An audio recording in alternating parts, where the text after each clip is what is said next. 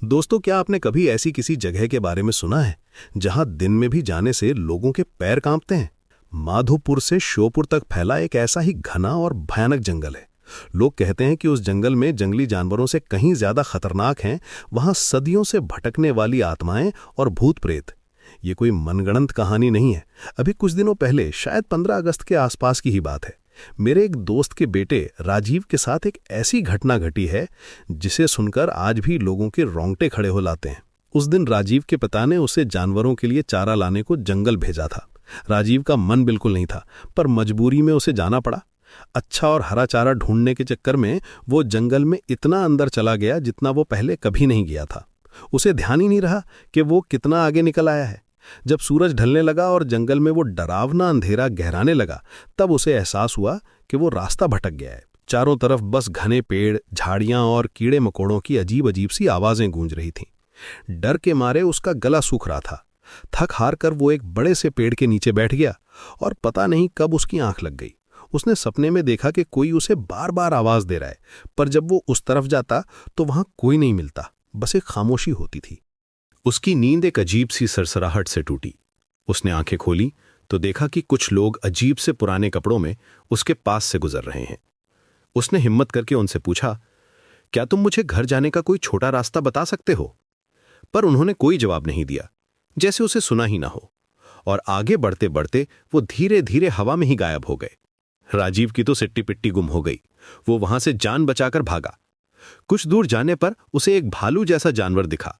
एक पल को उसे लगा कि चलो, इन अजीब चीजों से तो अच्छा है कि कोई जानवर दिखे। पर अगले ही पल उसकी चीख निकल गई। वो भालू धीरे धीरे अपनी शक्ल बदलने लगा। उसका शरीर खिंचने लगा, आकार बढ़ने लगा।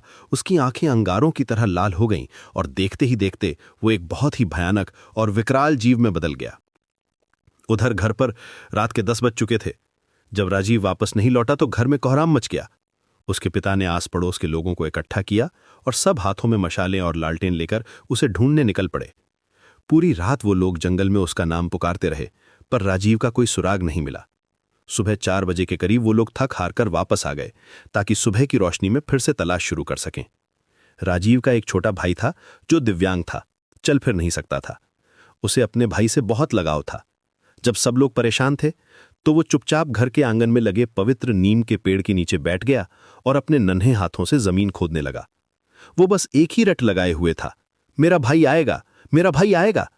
उसका विश्वास अटूट था, अडिग था। इधर जंगल में राजीव उस भयानक जीव से अपनी जान बचाकर बेतहाशा भाग रहा था। वो भागते भागते खुली जगह पर पहुंच गया, पर वहां का मंजर देखकर उसके पैरों तले जमीन खिसक गई। उस जगह पर अनगिनत एक से बढ़कर एक डरावने और भीभत्स भूत प्रेत खड़े थे। किसी का सर नहीं था तो किसी के पैर उल्टे थे। उनकी आंखें अंधेरे में चमक रही थीं और वे सब राजीव को ही घूर रहे थे। राजीव को लगा कि बस आज उसका आखिरी दिन है। उसे लगा कि ये लोग उसे कच्चा चबा जाएंगे। वो इतना डर गया था कि जमीन पर बैठकर फूट फूट कर रोने लगा। और तभी एक चमत्कार हुआ। अचानक एक तेज दिव्य रोशनी फैली जिसने पूरे जंगल को दिन की तरह रोशन कर दिया। राजीव ने आंसू पोंछकर आंखें उठाईं तो पाया कि एक शानदार सफेद घोड़े पर एक दिव्य पुरुष बैठे हैं जिनके हाथ में एक चमचमाती हुई तलवार थी। वो राजीव के कुल देवता थे। उन्होंने अपनी तलवार हवा में घुमाई और एक ही पल में वो सारे भूत प्रेत भयानक चीखें मारते हुए धुएं में बदलकर गायब हो गए। देवता घोड़े से उतरे और राजीव के पास आए। उन्होंने उसके सर पर हाथ फेरते हुए कहा, तुम अब चिंता मत करो, मैं आ गया हूं, अब तुम्हें कोई कुछ नहीं करेगा।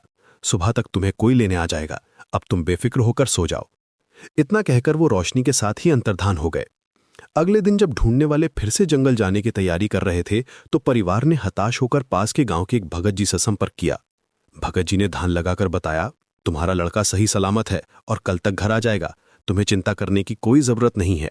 वहां पर तुम्हारे कुल देवता पहले ही पहुंच चुके हैं और उसकी रक्षा कर रहे हैं। ये सुनकर परिवार की टूटी हुई उम्मीद फिर से बंध रही। और हुआ भी बिल्कुल वैसा ही। उस सुबह एक लकड़हारा जब जंगल से गुजर रहा था तो उसे राजीव एक पेड़ के नीचे बेहोशी की हालत में मिला। वो उसे उठाकर अपने साथ गांव ले आया और किसी तरह उसके घर का पता पूछकर उसे वहां तक पहुंचा दिया। राजीव पूरे 2 दिन और 3 रातों से भूखा प्यासा था। उसकी हालत बहुत ज्यादा खराब हो चुकी थी। जैसे ही उसने अपने घर वालों को देखा वो उनसे लिपटकर बस रोने लगा और फिर कमजोरी के कारण बेहोश हो गया। उसे फौरन शहर के अस्पताल ले जाया गया 2-3 दिन अस्पताल में रहने के बाद उसकी हालत में सुधार आया। आज भी जब कोई राजीव से उस रात के बारे में पूछता है तो वो कांपते हुए कहता है, भाई क्या बताऊं, उस रात की बातें याद करके मैं अभी भी डर जाता हूं। मुझे तो पक्का लग रहा था कि मैं अब बचने वाला नहीं हूं।